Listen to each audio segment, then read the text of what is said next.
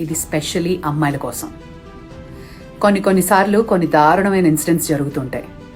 నీ ఒరిజినల్ పిక్చర్స్ని తీసుకుని artificial intelligence use చేసి మాఫ్ చేసి న్యూడ్ పిక్చర్స్ సోషల్ మీడియాలో పెడతాను అని ఎవరైనా థ్రెటన్ చేసినా మీరు చేయాల్సిన మొట్టమొదటి పని www.stopncii.org అనే వెబ్సైట్కి వెళ్ళి నీ ఒరిజినల్ ఫోటో, మాఫ్ చేసిన పిక్చర్ రెండింటినీ అప్లోడ్ చేయాలి. ఇది హైలీ కాన్ఫిడెన్షియల్.